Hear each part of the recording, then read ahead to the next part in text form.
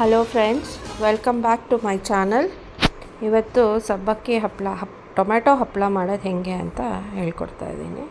ಅದಕ್ಕೆ ಬೇಕಾಗಿರೋದು ಸಬ್ಬಕ್ಕಿ ತೊಗೊಂಡಿದ್ದೀನಿ 1 ಬೌಲು, ಒಂದು 6-7 ಟೊಮೆಟೊ ತೊಗೊಂಡಿದ್ದೀನಿ. ಇವಾಗ ಸಬ್ಬಕ್ಕಿನ ಸ್ವಲ್ಪ ತರಿಯಾಗಿ ರುಬ್ಕೋಬೇಕು. ಆಮೇಲೆ ಟೊಮೆಟೊನ ಮಿಕ್ಸಿಗೆ ಹಾಕ್ಕೊಂಡು ಪ್ಯೂರಿ ಥರ ಮಾಡ್ಕೊಳ್ಳಿ. ಇವಾಗ ಒಂದು ದೊಡ್ಡ ದಪ್ಪ ತಳ ಇರೋ ಪ್ಯಾನ್ ತೊಗೊಂಡು ಅದಕ್ಕೆ ಪ್ಯೂರಿ ಹಾಕ್ಕೊಳ್ಳಿ.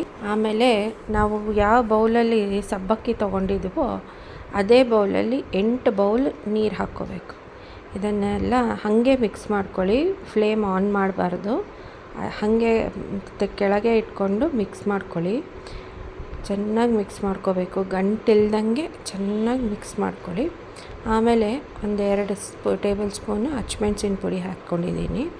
ಅದನ್ನು ಎಲ್ಲ ಚೆನ್ನಾಗಿ ಮಿಕ್ಸ್ ಮಾಡಿಕೊಂಡು ಇವಾಗ ಗ್ಯಾಸ್ ಮೇಲೆ ಇಟ್ಕೊಂಡು ಚೆನ್ನಾಗಿ ತಿರುಗಿಸ್ತಾ ಇರಬೇಕು.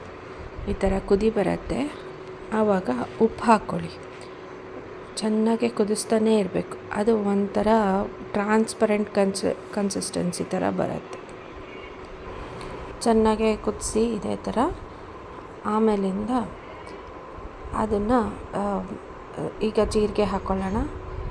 ಆಮೇಲೆ ಒಂದು ಸ್ವಲ್ಪ ಕೊತ್ತಂಬರಿ ಸೊಪ್ಪು ಮತ್ತು ಮೆಣಸಿನ್ಕಾಯಿ ಹಾಕ್ಕೊಂಡಿದ್ದೀನಿ. ಇದು ಆಪ್ಷನಲ್ಲು, ನಿಮಗೆ ಬೇಕಾದರೆ ನೀವು ಹಾಕ್ಕೋಬೋದು.